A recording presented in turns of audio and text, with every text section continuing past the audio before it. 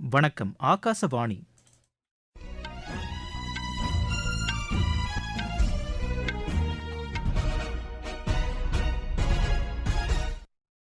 செய்திகள் வாசிப்பவர் கோபிநாத். தலைப்புச் செய்திகள்.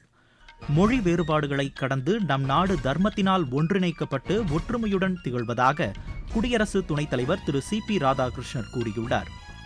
பிரதமர் திரு நரேந்திர மோடி தலைமையிலான மத்திய அரசு பொறுப்பேற்ற பின்னர் நாட்டில் நக்சல் பிரச்சினை 70% குறைந்துள்ளதாக மத்திய உள்துறை அமைச்சர் திரு அமித்ஷா தெரிவித்துள்ளார். பீகார் சட்டப்பேரவை தேர்தலுக்கான மத்திய பார்வையாளர்கள் நியமனம் செய்யப்படுவதாக தேர்தல் ஆணையம் அறிவித்துள்ளது.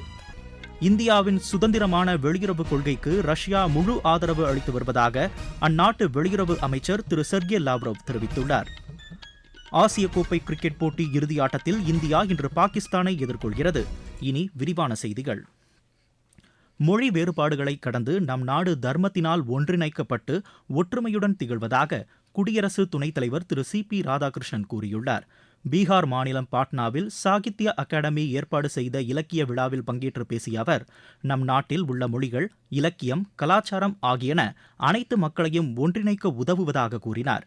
2500 ஆண்டுகளுக்கு முன்பே பீகாரின் வைஷாலியில் ஜனநாயகம் தழைத்தோங்கியதாக அவர் குறிப்பிட்டார். அகிம்சை கொள்கையை வலியுறுத்திய பகவான் மகாவீரர் வாழ்ந்த பூமி இது என்றும், லோக்நாயக் ஜெயபிரகாஷ் நாராயண் தலைமையின் கீழ் சம்பூர்ண கிராந்தி இயக்கத்தினால் இங்கு பல்வேறு மாற்றங்கள் ஏற்பட்டன என்றும் திரு சி.பி. ராதாகிருஷ்ணன் தெரிவித்தார். பிரதமர் திரு நரேந்திர மோடி தலைமையிலான மத்திய அரசு பொறுப்பேற்ற பின்னர் நாட்டில் நக்சல் பிரச்சினை 70% குறைந்துள்ளதாக மத்திய உள்துறை அமைச்சர் திரு அமித்ஷா தெரிவித்துள்ளார். புதுதில்லியில் இன்று நடைபெற்ற நக்சல் இல்லா இந்தியா நிகழ்ச்சியில் பேசிய அவர், அடுத்த ஆண்டு மார்ச் மாதத்திற்குள் நக்சலைட் பிரச்சினை முற்றிலுமாக ஒழிக்கப்படும் என்று கூறினார்.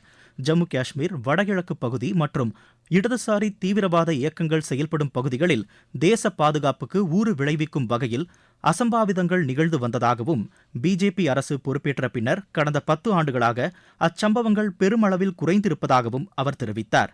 இந்த சவாலை எதிர்கொள்ளும் வகையில் நீண்டகால உத்திகளை மத்திய அரசு பின்பற்றி வருவதாக திரு அமித்ஷா கூறினார். புதுதில்லியில் நடைபெற்ற உலக உணவு இந்தியா மாநாட்டில் 1 லட்சம் கோடி ரூபாய் முதலீட்டு வாய்ப்புகள் பெறப்பட்டுள்ளதாக மத்திய அரசு தெரிவித்துள்ளது. 4 நாட்கள் நடைபெற்ற இம்மாநாடு இன்று நிறைவடைந்த நிலையில் அது தொடர்பாக உணவு பதப்படுத்துதல் தொழில்துறை அமைச்சகம் அறிக்கை ஒன்றை வெளியிட்டுள்ளது. அதில் இந்த மாநாட்டின் போது 26 உள்நாட்டு மற்றும் சர்வதேச நிறுவனங்களுடன் புரிந்துணர்வு ஒப்பந்தங்கள் கையெழுத்தாகியுள்ளதாக தெரிவிக்கப்பட்டுள்ளது.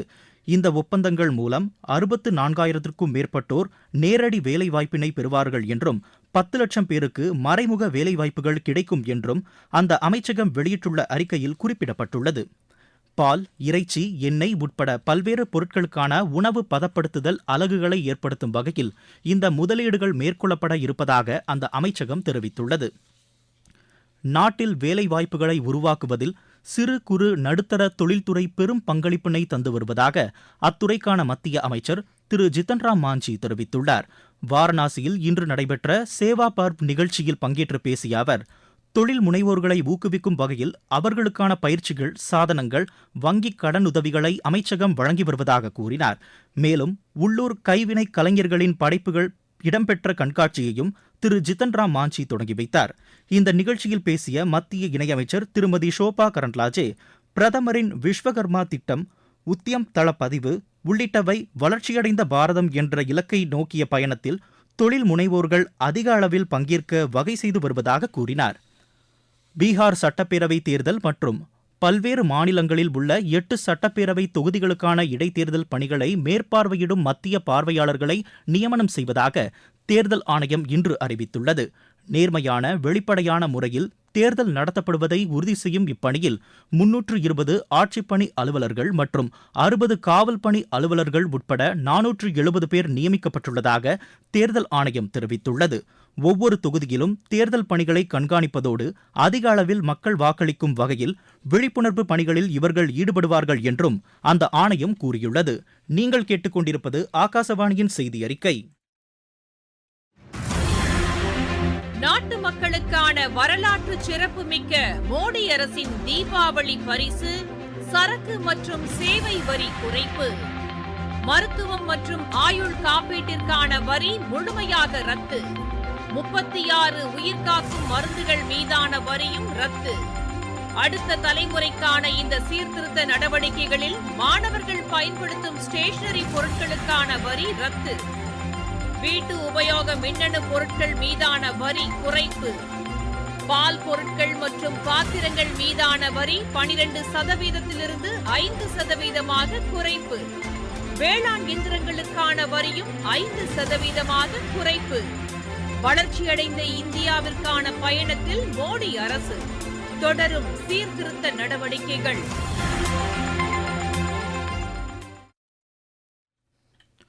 நாட்டின் முதலாவது பீரங்கி படை உருவானதை நினைவு கூறும் வகையில் இன்று பீரங்கி தினம் கொண்டாடப்பட்டது. 1827 ஆண்டு முதல் பீரங்கி படைப்பிரிவு இராணுவத்தின் முக்கிய அங்கமாக செயல்பட்டு வருவதை உணர்த்தும் வகையில் இத்தினம் கொண்டாடப்படுகிறது. இதையொட்டி பீரங்கி படைப்பிரிவை சேர்ந்த வீரர்கள், அதிகாரிகள் மற்றும் அவர்களது குடும்பத்தினருக்கு இராணுவ தளபதி ஜெனரல் உபேந்திரா திவேதி வாழ்த்து தெரிவித்தார். பீரங்கி படைப்பிரிவில் பணியாற்றி வீர மரணமடைந்தவர்களின் தியாகத்தை போற்றும் வகையில் புதுதில்லியில் உள்ள தேசிய போர் நினைவிடத்தில் மலர் வளையம் வைத்து அஞ்சலி செலுத்தப்பட்டது.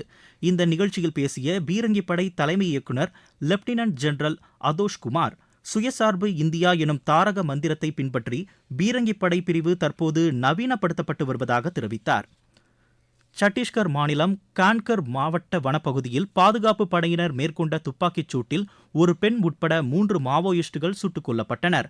அங்குள்ள திரியார்பாணி பகுதியில் மாவோயிஸ்டுகள் பதுங்கியிருப்பதாக கிடைத்த உளவு தகவல்களின் அடிப்படையில் பாதுகாப்பு படையினர் தேடுதல் நடவடிக்கையை மேற்கொண்டதாகவும், அப்போது மாவோயிஸ்டுகள் தாக்குதல் நடத்தியதை அடுத்து அவர்கள் மீது பதில் தாக்குதல் நடத்தப்பட்டதாகவும் அம்மாநில காவல்துறை தெரிவித்துள்ளது. உயிரிழந்த மாவோயிஸ்டுகளிடமிருந்து ஆயுதங்கள், புகைப்பட கருவி மற்றும் சில ஆவணங்கள் கைப்பற்றப்பட்டிருப்பதாக காவல்துறை கூறியுள்ளது. இந்தியாவின் சுதந்திரமான வெளியுறவு கொள்கைக்கு ரஷ்யா முழு ஆதரவு அளித்து வருவதாக அந்நாட்டு வெளியுறவு அமைச்சர் திரு செர்கே லாவ்ரோவ் தெரிவித்துள்ளார். ஐநா பொதுச்சபையில் உரையாற்றிய பின்னர் நியூயார்க்கில் செய்தியாளர்களை சந்தித்து பேசிய அவர், அமெரிக்கா உட்பட பிற நாடுகளுடன் இந்தியா கொண்டுள்ள பிணைப்பு ரஷ்யா இந்தியா உறவில் எவ்வித தாக்கத்தையும் ஏற்படுத்தாது என்று கூறினார். எரிசக்தி வர்த்தகம் தொடர்பாக மத்திய வெளியுறவு அமைச்சர் டாக்டர் ஜெய்சங்கரின் அறிக்கையை சுட்டிக்காட்டிய திரு செர்கே லாவ்ரோவ், கச்சா எண்ணெயை எங்கிருந்து வாங்குவது என்ற முடிவு ஒரு நாட்டின் இறையாண்மையை சார்ந்தது என்று குறிப்பிட்டார். அமெரிக்காவின் வடக்கு கரோலினாவில் நடத்தப்பட்ட துப்பாக்கிச் சூட்டில் 3 பேர் உயிரிழந்தனர்.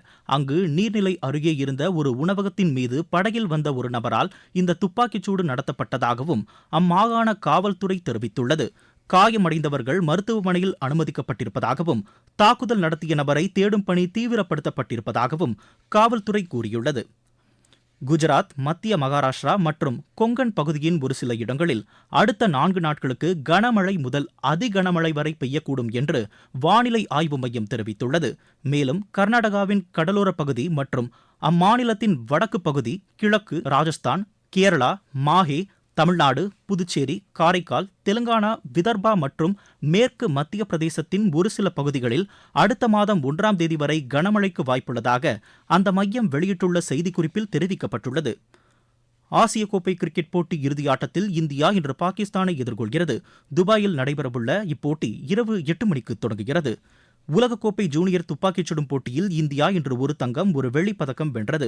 புதுதில்லியில் நடைபெற்று வரும் இப்போட்டியின் மகளிர் 50 மீட்டர் பிரிவில் அனுஷ்கா தக்கோர் தங்கப்பதக்கம் வென்றார். ஆடவர் 50 மீட்டர் பிரிவில் ஆட்ரியன் கர்மக்கர் வெள்ளிப் பதக்கம் வென்றார்.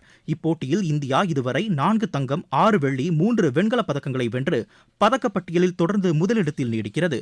இந்திய கிரிக்கெட் கட்டுப்பாட்டு வாரியத்தின் தலைவராக மிதுன் மன்ஹாஸ் தேர்ந்தெடுக்கப்பட்டுள்ளார். சீன ஸ்மாஷ் டேபிள் டென்னிஸ் போட்டியில் இந்தியாவின் மனவ் தாக்கர், ஸ்ரீஜா அகுலா மற்றும் ஆகாஷ் பால் 2வது சுற்றுக்கு முன்னேறியுள்ளனர். மீண்டும் தலைப்புச் செய்திகள். மொழி வேறுபாடுகளை கடந்து நம் நாடு தர்மத்தினால் ஒன்றிணைக்கப்பட்டு ஒற்றுமையுடன் திகழ்வதாக குடியரசு துணைத் தலைவர் திரு CP ராதாகிருஷ்ணன் கூறியுள்ளார். பிரதமர் திரு நரேந்திர மோடி தலைமையிலான மத்திய அரசு பொறுப்பேற்ற பின்னர் நாட்டில் நக்சல் பிரச்சினை 70% குறைந்துள்ளதாக மத்திய உள்துறை அமைச்சர் திரு அமித்ஷா தெரிவித்துள்ளார். பீகார் சட்டப்பேரவை தேர்தலுக்கான மத்திய பார்வையாளர்கள் நியமனம் செய்யப்படுவதாக தேர்தல் ஆணையம் அறிவித்துள்ளது. இந்தியாவின் சுதந்திரமான வெளியுறவு கொள்கைக்கு ரஷ்யா முழு ஆதரவு அளித்து வருவதாக அந்நாட்டு வெளியுறவு அமைச்சர் திரு செர்கே லாவ்ரோவ் தெரிவித்துள்ளார். ஆசிய கோப்பை கிரிக்கெட் போட்டி இறுதியாட்டத்தில் இந்தியா இன்று பாகிஸ்தானை எதிர்கொள்கிறது.